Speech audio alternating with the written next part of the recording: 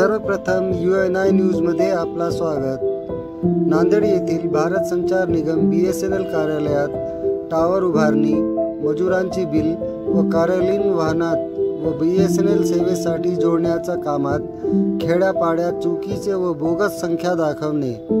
Tower उभारणीत जुन्या केबलची काल मर्यादा संपल्यानंतर सुद्धा नवीन केबल टाकून भ्रष्टाचार, एकाच वाहन 4 ठिकाणी दाखवून बिले काढणे व काम करत असताना काम आधी वर्क ऑर्डर करणे, नंतर सारख्या गंभीर चुका करून भ्रष्टाचार केल्याचा आरोप करण्यात येतोय। मी या ठिकाणी आलो असता या ठिकाणी मला धक्काबुक्की करण्याचा प्रकार करताय म्हणलं। संबंधित कार्यालयामध्ये मी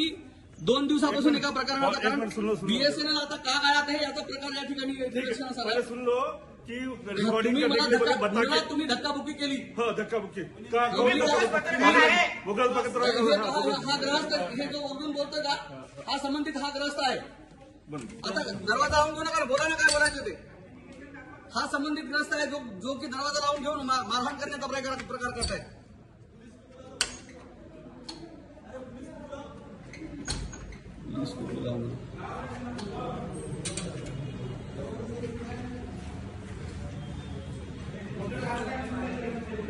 नांदेड BSNL गुण कार्यालय जे आहे ते नांदेडच्या जिल्हाधिकारी कार्यालयासमोर आहे आणि परभणी, हिंगोली, नांदेड आणि लातूर या 4 जिल्ह्याचे हे झोनल कार्यालय त्याचे जे GM आहेत अमित कुमार गुरुदासानी यांच्या ह्या कार्यालयावर BSNL कार्यालयावर त्यांच्याच कार्यालयातील अधिकारी असणाऱ्या एका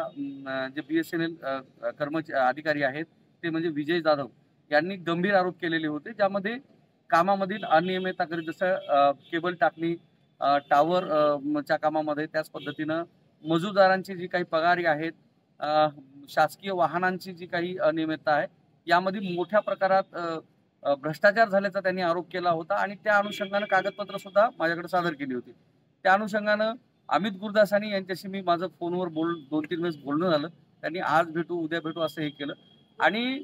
3 ते 4 दिवस त्यांनी पहिले भेटलेच नाही आणि कालच्या तारखेमध्ये परवाच्या दिवशी त्यांच्याशी माझं बोलणं झालं आणि त्यांनी सांगितलं की सर तुम्ही उद्या सकाळी 11 वाजता या। त्या अनुषंगाने मी त्यांना फोन करत होतो, मग त्यांचा फोन सुद्धा बंद होता आणि मग काल मी दुपारी 1:15च्या सुमारास त्यांच्या कार्यालयात गेलो, कारण माझ्या कॅमेरामॅननं सांगितलं की त्यांनी तिथं आहेत। मी त्यांच्या कार्यालयामध्ये बाईट घेण्यासंदर्भात मी त्या ठिकाणी गेलो होतो की जे भ्रष्टाचाराचा आरोप होतोय त्याच्यात कितपत सत्यता आहे, BSNLवर मोठे आरोप होत आहेत, कारण भारताची दूरसंचार निगम असणारी ही कंपनी आहे आणि मोठा ग्राहक वर्ग जोडला गेला आहे, मात्र अशा गोष्टीमुळं चुकीची अफवा म्हणजे बाजारपेठेत पसरत आहे। या संदर्भात प्रतिक्रिया घेण्यासाठी गेले असता त्या ठिकाणी जे 40 ते 50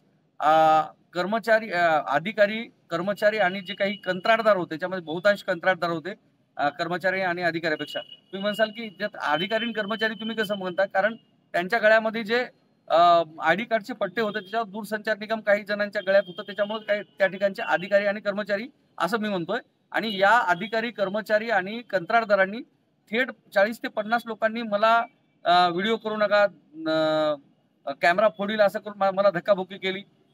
शिवीगाळ केली। शेवटी म्हणले की तुझे हातपाय तोडून तुला दिसू सुद्धा देणार नाही की BSNLच्या कोणत्या खड्ड्यात पुरलंय की काय टावर मध्ये पुरलंय तुला ते, हे असं म्हणून मला धक्काबुक्की करून मला बाहेर ढकलण्यात आलं। त्याचे व्हिडिओ सुद्धा माझ्याकडे आहेत आणि माझी म्हणणं असं आहे की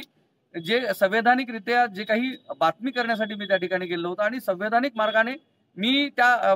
प्रकरणासंदर्भात दोन्ही बाजू जाणून घेऊ बातमी करण्यासाठी मी बाईट घेण्यासाठी गेला असता या पद्धतीचं होणं चुकीचं आहे, कारण ते शासकीय कार्यालय आहे आणि शासकीय कार्यालयामध्ये जर या पद्धतीनं कंत्राटदारांची गुंडागर्दी, कर्मचाऱ्यांची गुंडागर्दी चालत असेल तर सर्वसामान्य माणसांनी नेमकं त्या ठिकाणी जर एखादा ग्राहक प्लॅन घेण्यासाठी गेला असेल तर त्यांच्याशीही असंच वागणं होतं का, किंवा संबंधितांनी जे भ्रष्टाचाराचे आरोप केलेत आणि त्या आरोपाचं खंडन करण्यापेक्षा तुम्ही पत्रकारांना जर दमदाटी करत असाल तर संबंधितांनी केलेले जे काही आरोप आहेत त्याच्यात नक्कीच कुठेतरी सत्यता आहे आणि त्या अनुषंगानं दूरसंचार मंत्री जे आहेत त्या दूरसंचार मंत्र्यांनी सुद्धा या भ्रष्टाचाराची सखोल चौकशी करावी। दरम्यान नांदेड जिल्ह्याला लाभलेले जे 5 खासदार आहेत, ज्याच्यामध्ये डॉक्टर अजित गोपछेडे असतील, माजी मुख्यमंत्री अशोक चव्हाण असतील, त्याच पद्धतीनं रवींद्र चव्हाण हे जे खासदार आहेत ते असतील आणि शिवाजी काळगे जे लातूरचे खासदार आहेत या सर्व खासदारांनी या गोष्टीची गंभीर दखल घेऊन BSNL मधील जो अंधाधुंद कारभार चालला आहे त्या संदर्भात सदनामध्ये आवाज उचलावा आणि या ठिकाणी देशातील नंबर 1 कंपनी असणाऱ्या BSNL ला जी आता कुठंतरी फरफटताना दिसते त्या फरफटणाऱ्या गोष्टीचा सखोल चौकशी करावी आणि त्या अधिकारी आणि कंत्राटदारावर कारवाई करावी अशी मी विनंती करतो.